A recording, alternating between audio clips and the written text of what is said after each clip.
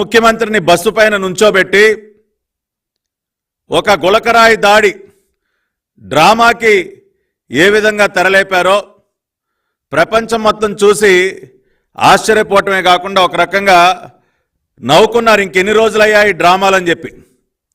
2019 ఎన్నికలకు ముందు విశాఖపట్నం ఎయిర్పోర్ట్ కేంద్రంగా మీరు ఆడినటువంటి కోడికత్తి డ్రామా ఏంటో, దానిలో అకారణంగా మరి ఒక దళిత బిడ్డని బలిపశువుని చేసి కోడికత్తి సీను పరిస్థితి అంటే వాళ్ళు మనందరికీ తెలుసు.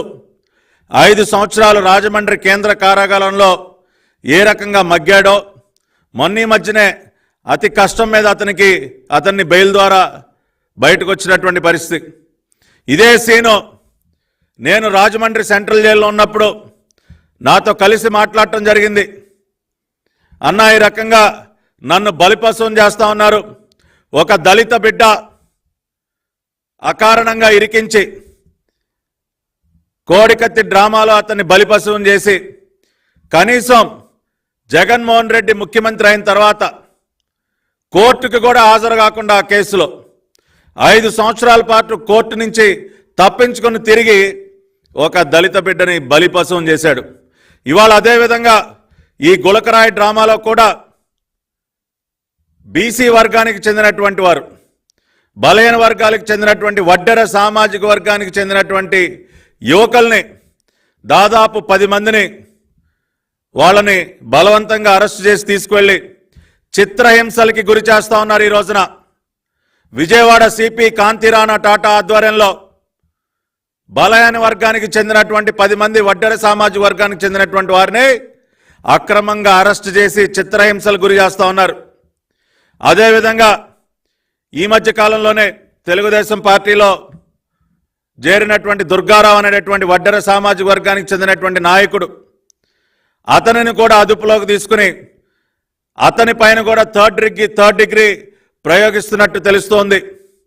ఇదంతా కూడా కేవలం ఈ రోజున మా పార్టీ పాలిట్ బ్యూరో సభ్యులు, మా పార్టీ తరఫున గత 5 సంవత్సరాలుగా మడమ తిప్పకుండా పోరాడుతున్నటువంటి వ్యక్తి బోండా ఉమామహేశ్వరరావుని ఏదో ఒక విధంగా ఈ గులకరాయి డ్రామాకి సంబంధించినటువంటి కుట్రపూరితమైనటువంటి కేసు ఎఫ్ఐఆర్ ఏదైతే నమోదు చేశారో దానిలో బోండా ఉమా గారిని ఇరికించడం కోసం ఈ రోజున విశ్వ ప్రయత్నాలు చేస్తున్నారు.